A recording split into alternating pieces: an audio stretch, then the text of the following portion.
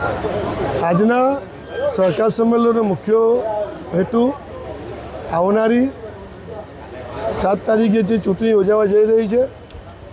એના માટે આપણા વડાપ્રધાન શ્રી નરેન્દ્રભાઈ મોદી સાહેબ અને એમના ટીમના હાથ મજબૂત કરવા અને આ દેશની અંદર એમના થકી સહકાર માટે જે કામો થઈ રહ્યા છે અને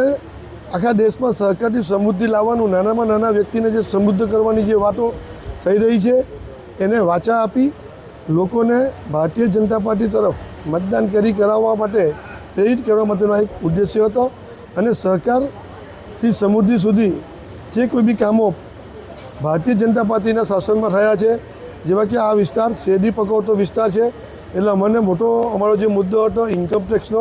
એ પણ એમના થકી આ સહકાર મંત્રાલય બન્યા પછી દૂર કરવામાં આવ્યો છે અને એને લઈને ભારતીય જનતા પાર્ટી એને આપેલા વચનો અને એમણે આપેલી ગેરંટીઓ પૂર્ણ કરી છે અને તે હેતુસર જે રીતે ટેક્સ બંધરીઓને પણ પગભર કરવામાં આવી રહી છે, ટેક્સ બંધરીઓનો કાર્યક્ષેત્ર વધારવામાં આવી રહ્યું છે, ટેક્સ બંધરીનું કામો વધારવામાં આવ્યું છે, એને પગભર કરીને આ વિસ્તારને કેવી રીતે અને આખા દેશમાં સહકારી પ્રવૃત્તિ કેવી રીતે આગળ વધે એ તમામ યોજનાઓ જે કેન્દ્ર સરકાર તરફથી કરવામાં આવી છે એની યોજનાઓની જાણ આપી ભારતીય જનતા પાર્ટી તરફે 7 તારીખે વધુમાં વધુ મતદાન થાય અને કરાવે એના માટે આજનો આ પ્રોગ્રામ કરવામાં આવ્યો હતો. સરદાર પટેલની કર્મભૂમિ બારડોલીમાં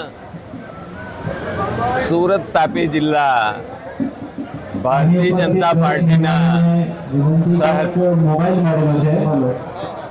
સહકાર સેલ આયોજિત આજના સહકારી સંમેલનમાં જિલ્લાભરમાંથી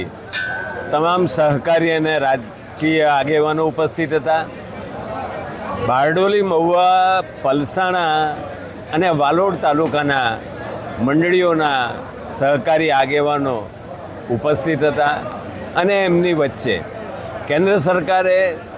સહકાર ડિપાર્ટમેન્ટ બનાવ્યા પછી